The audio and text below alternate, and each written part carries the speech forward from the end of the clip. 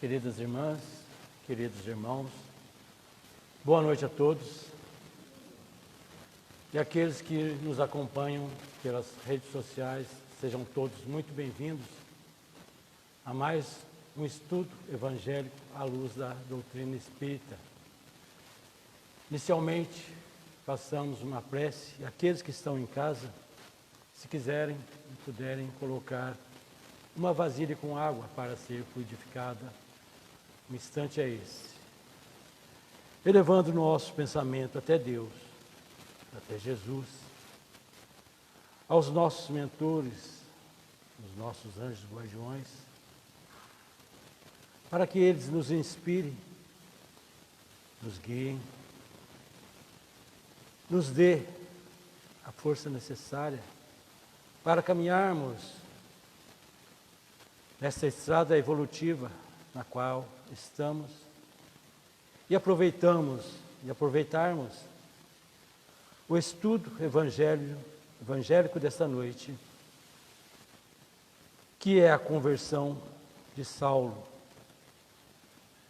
Estejamos com Deus, porque Ele está sempre conosco e em nós. Que assim seja. Para falar de Paulo, nós temos que falar de Saulo. Para falar de Saulo, nós temos que falar de Estevão, começar com Estevão. A casa dos apóstolos em Jerusalém tinha um caráter de ser assistencialista, igual são as casas religiosas atualmente. E é ali que vamos encontrar Estevão. Na casa chegavam loucos de todas as províncias, velhos abandonados, crianças magras e famintas, filas de mendigos que imploravam a esmola da sopa. Na casa também precisavam difundir o Evangelho, a Boa Nova. E foi quando surgiu a necessidade de repartir as tarefas. Eram os 12 apóstolos e para dividir essas tarefas foram eleitos 7 ajudantes, são os acólitos ou presbíteros. Entre eles estava Estevão. Estevão foi um dos escolhidos para atuar nos trabalhos do refeitório e das enfermarias. Em Atos dos Apóstolos, vemos capítulo 6, versículo 8, escrito: Estevão, cheio de graça e força, fazia grandes prodígios e milagres entre o povo. Estevão era médium. E através da mediunidade, os espíritos protetores e benfeitores atendiam aos necessitados que procuravam Estevão e a casa do caminho. Alguns dos frequentadores vinham de sinagogas, debatiam com ele, com Estevão, sem conseguir vencê-lo. E é nesse ínterim, desse espaço de tempo, que Saulo e Sadoc vão entrar nessa igreja humilde de Jerusalém. Saulo era doutor da lei e já tinha certa notoriedade na região. Isto surpreendeu os apóstolos, recebendo esse doutor da lei. E eles ofereceram os melhores lugares, e Saulo, evidentemente, aceitou. Estevão baseia-se no ensino que ele faz no Evangelho para fazer as suas pregações, enquanto que os adversários, os que vinham de sinagogas, apoiavam nas leis de Moisés. O Evangelho ensina a paz, a tolerância, perdão, amor, renúncia ao egoísmo e ao orgulho. E a classe sacerdotal, entre eles Saulo, não tolera essas palavras, não tolera essas pregações e movimenta-se para prender Estevão.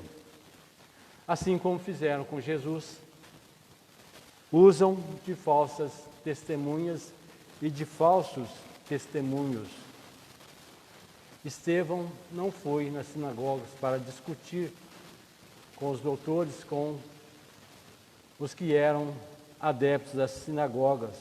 Foram esses frequentadores que foram até a igreja discutir com Estevão e os que habitavam e moravam na casa do caminho.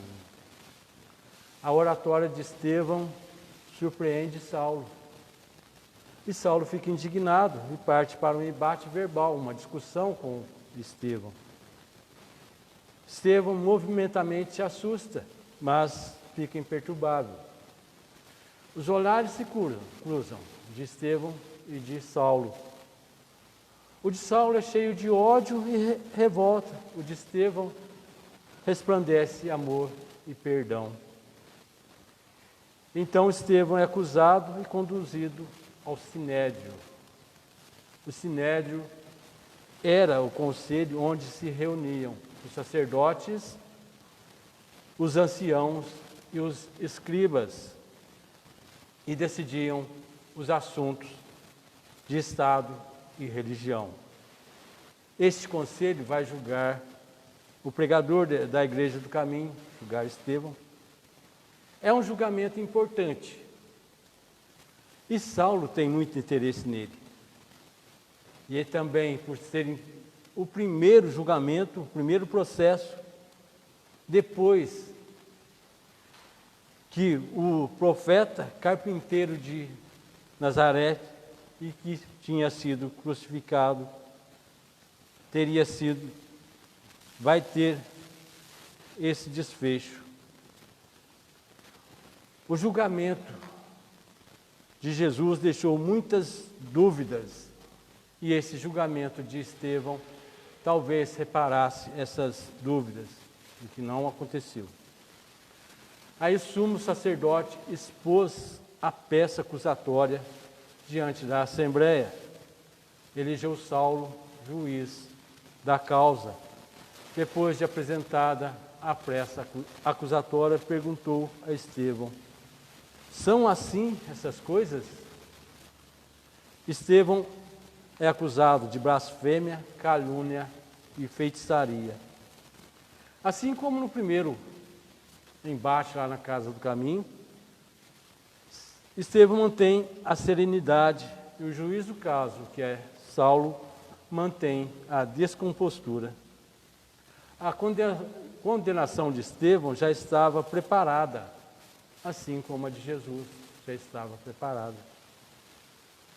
A defesa de Estevão está no livro dos Atos dos Apóstolos, capítulo 7, versículo 2 até o versículo 53.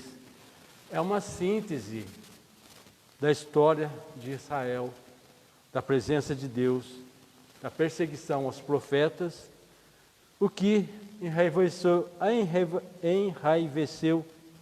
julgadores e assembleia.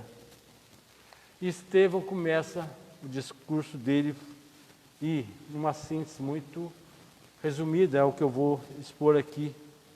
Diz Estevão: falais de Moisés e dos profetas, acreditais que os antepassados veneráveis mercadejassem com os bens de Deus? O grande legislador viveu entre experiências terríveis e dolorosas. Jeremias conheceu longas noites de angústias entre perdições da Babilônia.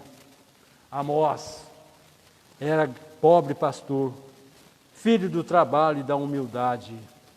Elias sofreu toda sorte de perseguições, tendo só lágrimas como preço de seu iluminismo. Esdras foi modelo de sacrifício pela paz dos seus compatriotas. Ezequiel foi condenado à morte por ter proclamado a verdade. Daniel curtiu as infinitas amarguras do cativeiro. Mencionais os nossos heróicos instrutores do passado, tão só para justificar o gozo egoístico da vida? Onde guardais a fé, no conforto ocioso ou no trabalho produtivo, na bolsa do mundo ou no coração, que é o templo divino. Incentivais a revolta e quereis a paz? Explorais o próximo e falais de amor a Deus? Não vos lembrais de que o Eterno não pode aceitar o louvor dos lábios quando o coração da criatura permanece distante dele? Com esse discurso, Estevão é condenado à morte. E, de acordo com as leis de Moisés, o apedrejamento era sempre feito fora da cidade. O acusado era arrastado, e eram homens escolhidos com pedras escolhidas. Primeiro, as pedras pequenas e pontiagudas. Essas pedras causavam dores e sangramentos. Depois, as pedras medianas e, por fim, as pedras maiores, para causar fraturas, evitando-se atingir a cabeça, para que a morte não seja tão rápida. Assim como aqui entre nós, para fazer parte de um jurado, são pessoas escolhidas, para o apedrejamento também eram pessoas escolhidas. Estevão é apedrejado e tem um desprendimento espiritual e diz, em Atos capítulo 7, versículo 56, eis que contemplo os céus abertos e o Filho do Homem em pé à direita de Deus. Estevão já está em agonia. E no versículo de Atos dos Apóstolos 59 e 60, ele diz, Senhor Jesus, recebe o meu espírito e não lhes imputes este pecado. Saulo não compreende como pode um indivíduo ser humilhado, dilapidado e ainda perdoar os seus carrascos. O cuidado de Saulo com as leis de Moisés fez dele um fanático, instrumento dócil nas mãos do sacerdócio, que com violência queria matar o cristianismo nascente. Saulo continua a perseguição dos seguidores do Nazareno. Eles ainda não eram chamados cristãos. Eles só foram chamados cristãos depois do encontro de Paulo com Lucas. Só depois que Saulo vai mudar o nome dele para Paulo, por enquanto ele mantém o nome de Saulo, Saulo, nome hebreu. Paulo é o nome romano, que também ele faz uma homenagem ao procônsul Sérgio Paulo. Sérgio Paulo tinha sido curado por Gesiel, que depois passou a ser Estevão. E depois esse procônsul Sérgio Paulo também vai ser curado por Paulo, que é o mesmo Saulo que nós estamos acompanhando aqui. E Saulo continua a perseguição dos seguidores do Nazareno, que ainda não eram chamados cristãos. Saulo assolava a igreja, entrando pelas casas, arrastando varões e mulheres e entregava-os à prisão. E aí provoca um êxodo dos operários e famílias em Jerusalém. Esse êxodo dos operários e das famílias é que vai provocar a abertura e a feitura das cartas que nós vamos ver mais para frente, Paulo escrevendo, Pedro escrevendo, as cartas apostólicas ou cartas dos apóstolos.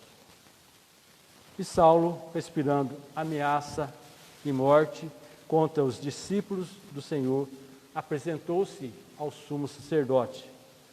Pediu-lhe cartas para as sinagogas de Damasco, a fim de que, caso encontrasse alguns que eram do caminho, tanto homens como mulheres, os levassem presos para Jerusalém. A meta de Saulo era encontrar Ananias. Por que Ananias? Porque Ananias tinha evangelizado Abigail. Abigail era a namorada de Saulo. Saulo partiu em comitiva com mais 3 companheiros, esses companheiros de viagem. Como ele ia fazer prisões, certamente tinha uma escolta com ele.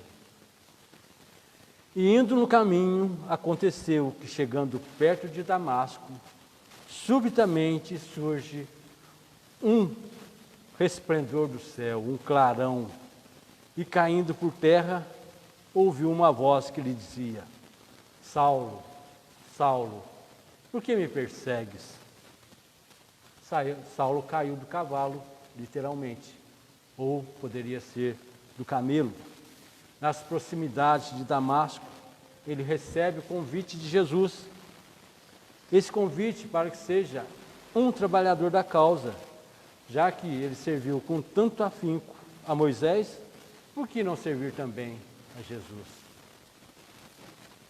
Jesus não acusa, humildemente pergunta a Saulo o motivo das perseguições aos seus discípulos e aprendizes.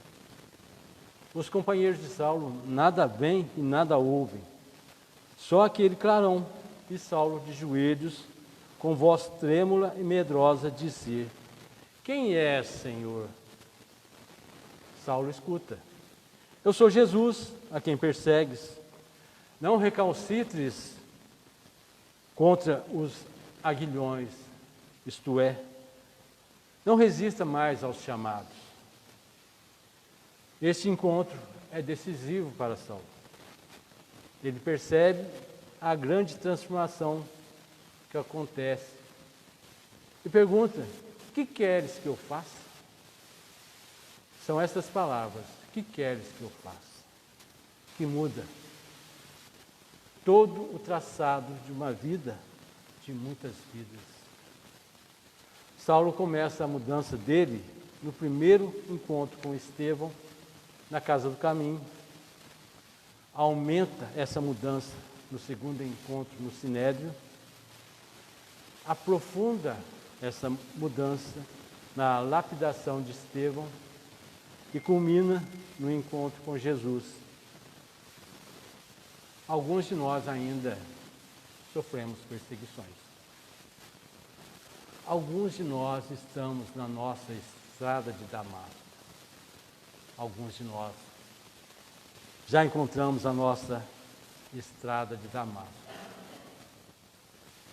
Eliseu Rigonati, lá em O Evangelho dos Humildes, nos alerta: quando formos chamados a servir na seara do Senhor, e assim convocados para as tarefas da espiritualidade superior, reentremos em nós mesmos, meditemos profundamente, submetamo-nos à rigorosa disciplina espiritual e depois abracemos a tarefa, dispostos a desempenhá-la o melhor que nos for possível.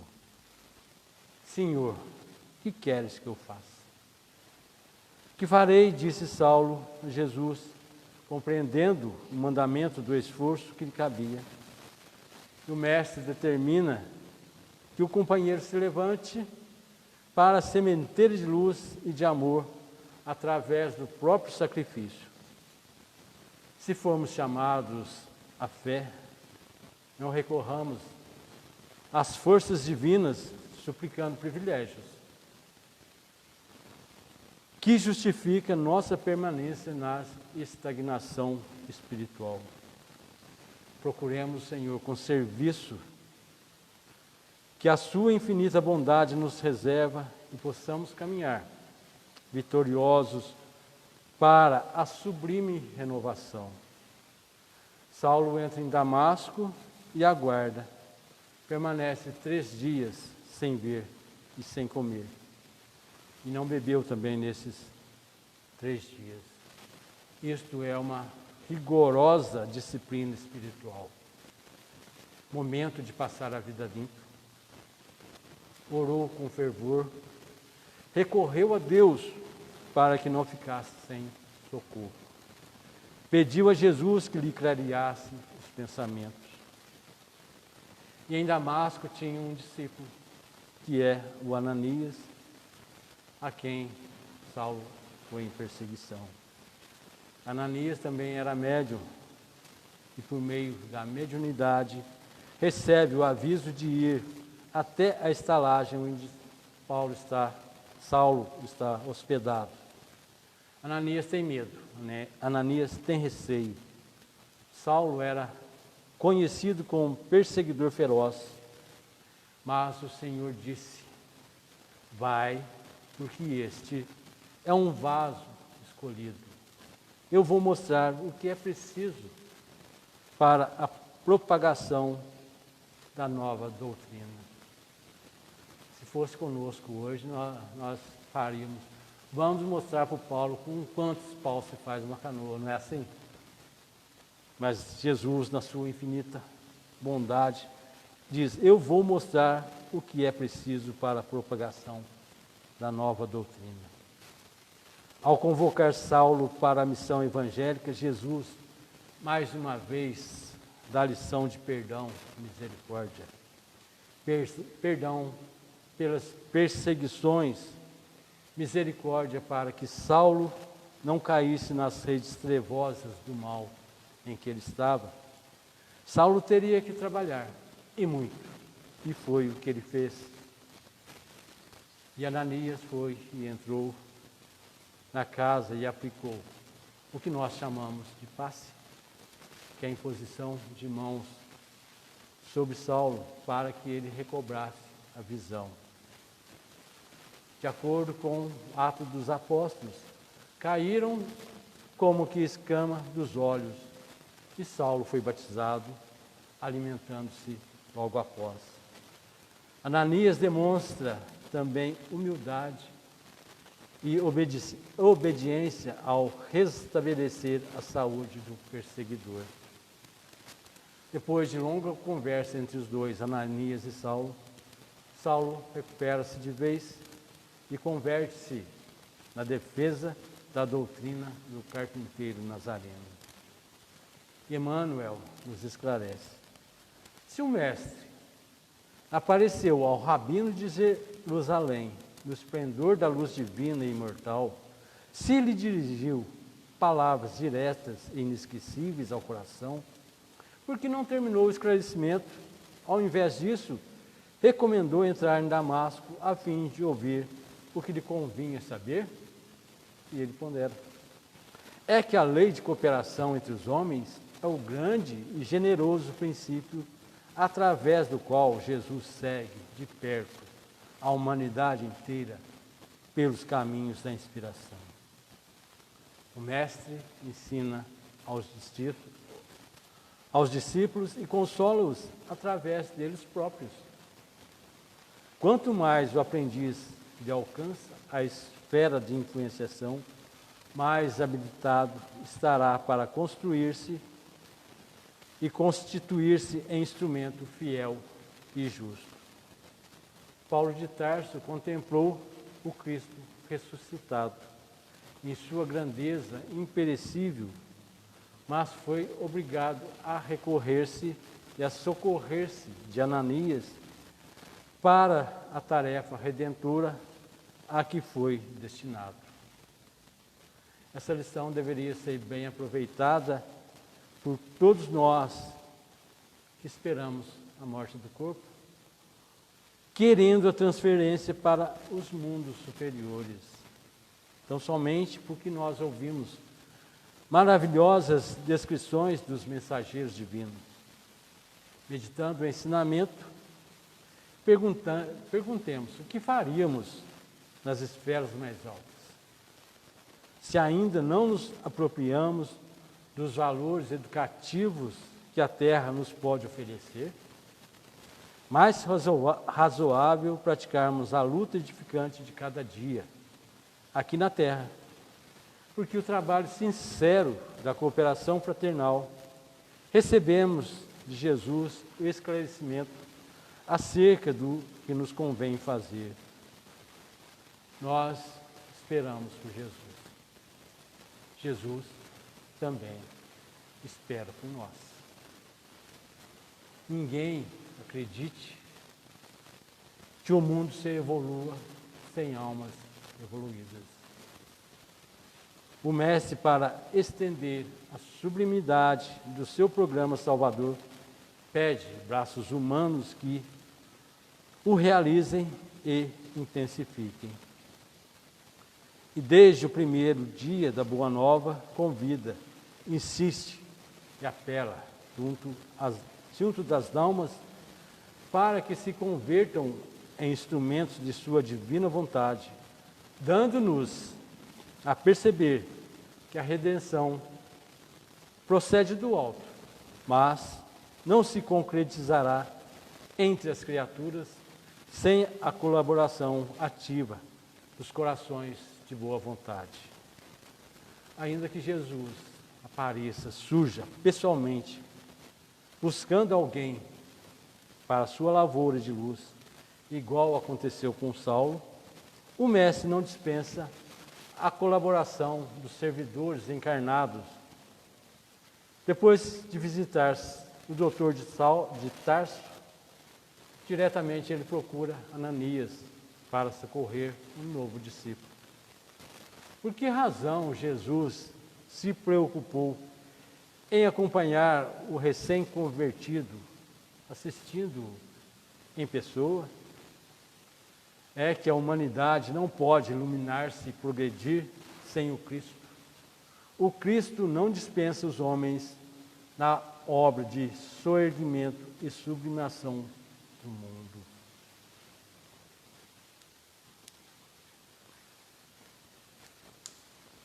Ele disse: ide e pregai. Isso depende de todos nós, irmos e pregarmos. Eis que vos mando, ele nos manda fazer essa pregação. Resplandeça a vossa luz diante dos homens. Todos nós temos uma luz que precisa resplandecer. Ele completa: a seara é grande, mas poucos são os trabalhadores. Semelhantes afirmativas do Senhor provam a importância por ele atribuído à contribuição humana. Amemos e trabalhemos, purificando e servindo sempre. Onde estiver um seguidor do Evangelho, aí se encontra um mensageiro do amigo celestial para a obra incessante do bem. Cristianismo significa Cristo em nós. O diálogo que aconteceu entre o Mestre e Ananias, relativamente ao socorro de que Saulo necessitava, reveste-se de significação especial para todos os aprendizes do Evangelho, que somos todos nós. Notemos que Jesus recomenda ao apóstolo da gentilidade que ingressasse em Damasco, onde lhe revelaria quanto convinha fazer, e muito importante, a determinação a Ananias para que atendesse o famoso verdugo trazido à fé.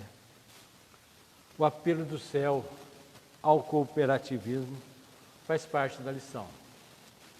Perseguidor e perseguido reúnem-se no altar da fraternidade e do trabalho útil. O velhinho de Damasco presta socorro ao ex-rabino Saulo, e Saulo, em troca, dá enorme alegria ao coração do amigo. Notemos que Jesus chamou a si a tarefa de revelar ao recém-convertido quanto lhe competia sofrer e lutar por amor ao reino divino. Semelhantes operações espirituais se repetem cada dia nas atividades terrestres. Debaixo da inspiração do Cristo, diariamente há movimentação de aproximação entre quantos se candidatam ao bom entendimento perante a vida eterna. alguns trazem a mão confortadora e amiga. Essa mão confortadora e amiga da assistência fraternal. Outros, o júbilo sagrado da esperança sublime. Estabelecem-se novos acordos, traçam-se novas diretrizes. É preciso reconhecer que o Senhor mostrará a cada trabalhador o conteúdo de serviço e testemunho que lhe compete fornecer no ministério do seu amor infinito. A visita de Ananias a Saulo de Tarso na aflitiva situação de Damasco sugere algumas considerações. Que temos sido, nas sombras do pretérito, senão criaturas recobertas de escamas pesadas sob todos os pontos de vista? Não só os olhos se cobriram de semelhantes excrescências, mas todas as possibilidades confiadas a nós têm sido escondidas pela nossa negligência, pela nossa vigilância, através dos séculos, através das nossas reencarnações.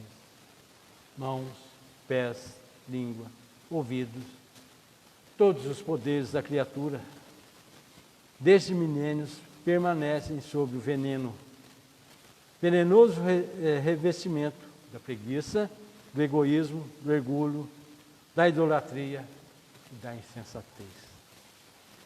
O socorro concedido a Saulo de Tarso oferece ensinamento profundo. Antes de recebê-lo, o ex-perseguidor rende-se incondicionalmente ao Cristo. Entra na cidade de Damasco, em obediência à recomendação divina, derrotado sozinho, revelando extrema renúncia, onde ele tinha sido aplaudido, triunfador, agora é um perdedor, acolhido em hospedaria singela, abandonado de todos os companheiros, confiou em Jesus e recebeu a sublime cooperação. É importante notar que o Senhor, utilizando a instrumentalidade de Ananias, cura só os olhos, restituindo o dom de ver. Saulo sente que lhe caem escamas dos órgãos visuais e, desde então, oferecendo-se ao trabalho do Cristo, entra no caminho do sacrifício a fim de sair por si só as demais escamas que lhe obscureciam as outras zonas do ser. Depois dessa transformação, quanto lutou e sofreu, a fim de purificar os pés, as mãos, a mente e o coração? Pergunta digna de ser meditada em todos os tempos. Não nos esqueçamos de que na luta diária podemos encontrar os Ananias da fraternidade, em nome do Mestre. Vão aproximar-se compassivos das nossas necessidades. Mas não nos esqueçamos que o Senhor apenas permite que nos devolvam os olhos, a fim de que, vendo claramente, corrijamos a vida por nós mesmos. Sempre nós estamos encontrando os nossos Ananias ao nosso redor. Às vezes um conselho, às vezes um puxão de orelha, às vezes mostrando para nós que o caminho que nós estamos seguindo não é o caminho certo. Então nós, como Saulo caiu do cavalo, nós também vamos cair do nosso cavalo. E assumirmos as nossas culpas, assumirmos os nossos pecados, nos redimirmos e aceitar os conselhos que nos são dados. A nossa evolução começou há alguns milhares e deve ser diária, todos os dias. A questão 919 de O Livro dos Espíritos, Kardec pergunta: o que fazer para melhorar-se? Aí tem a resposta de Santo Agostinho: faça um balanço todos os dias. E é isso que nós devemos fazer, um balanço diário. Encontrarmos a nossa estrada de Damasco, a nossa mudança. Buscarmos nos Evangelhos essa mudança que nós tanto necessitamos. A exemplo de Saulo, que depois assumiu o nome de Paulo, mudemos para melhor. Saulo, transformado em Paulo, sofreu muito para levar a mensagem evangélica. E nós aqui, quando somos convidados a fazer essa palestra singela, nós reclamamos tanto. Nós temos tudo. Carro que nos traz até a porta, ônibus que nos traz até a porta. E Paulo teve que, depois da transformação, percorrer todo o deserto a pé, sendo açoitado, apedrejado, mas venceu e hoje nos traz essa mensagem para que nós também mudemos e o sigamos, seguindo Jesus. É isso que tínhamos por hoje. Agora, já com o pensamento devidamente elevado, e as pessoas que nos assistem, se não colocaram ainda uma água para ser frutificado um instante a esse. Elevemos então nosso pensamento em agradecimento a Deus, a Jesus, aos nossos mentores, pelos ensinos que nós recebemos, e que possamos, a exemplo de Saulo, podermos mudar-nos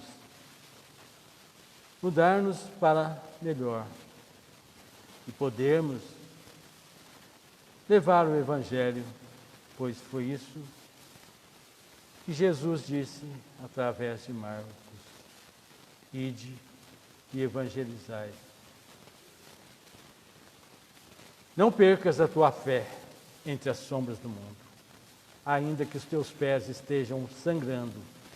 Segue para a frente, erguendo-a por luz celeste acima de ti mesmo. Crê e trabalha, esforça-te no bem e espera com paciência. Tudo passa e tudo se renova na terra, mas o que vem do céu permanecerá. De todos os infelizes, os mais desdichosos são os que perderam confiança em Deus e em si mesmos. Porque o maior infortúnio é sofrer a privação da fé e prosseguir vivendo. Eleva, pois, o teu olhar e caminho, luta e segue, aprende e adianta-te. Brilha a alvorada além da noite. Hoje é possível que a tempestade te machuque o coração e te atormente o ideal, espicaçando-te com a aflição ou ameaçando-te com a morte. Não te esqueças, porém, de que amanhã será outro dia. Que assim seja.